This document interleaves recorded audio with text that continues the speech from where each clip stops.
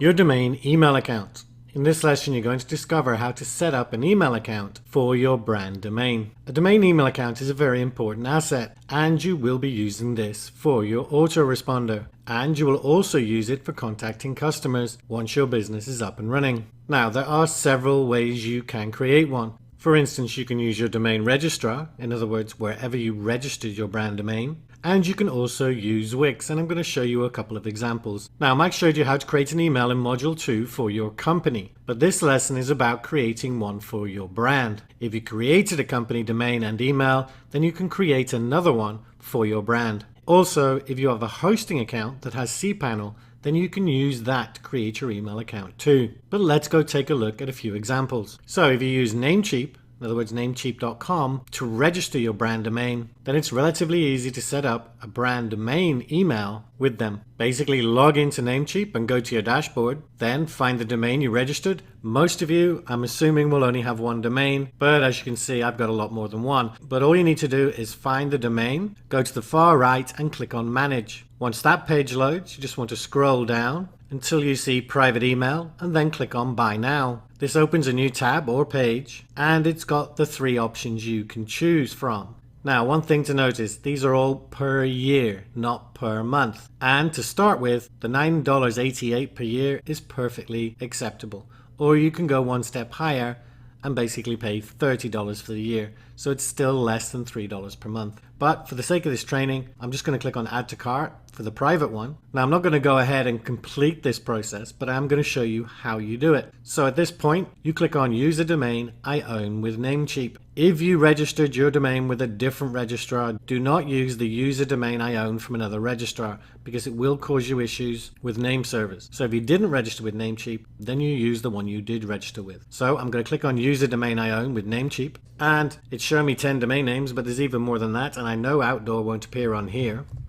So I'm going to type in outdoor to narrow it down and then click on select for outdoorsquared.com. You can see it's selected. Then I just need to click on continue. Now this is where you choose the name for your email address. As you can see, by default they've got admin@outdoorsquared.com. And there's also contact, support, info, sale. But we want to choose an email address that has customer in it, because that's who we're going to be using this email for, our customers. So all I'm going to do is uncheck the box next to admin, and you'll see all the prices disappear. And then where we've got this box to enter our own email address, check that box, and you can see it's still free. And I'm just going to type in customer experience. Now you can just use customer or customers. The shorter the name, the better really, but I'm going to use customer experience. And once I put the name in, I'm just going to click on Add to Cart. And there we go. You can see it's for 1 year. The cost is going to be $9.88. And I would just click on Confirm Order. As I said, I'm not going to go through and create this. However, let's go check out GoDaddy. Now, Mike did mention this in Module 2. And he quite rightly said, once you're here and you've got your domain with them, you can just call them and have them set up your email. But it's not too difficult a process. If you log into your GoDaddy account and then click on the GoDaddy icon in the top, it'll bring you to this page, and then just click on Email and Office. And then in the drop down, you just want to select Professional Email. And then these are all the options. You could ignore the business and premium security. Either Email Essentials or Email Plus will be fine.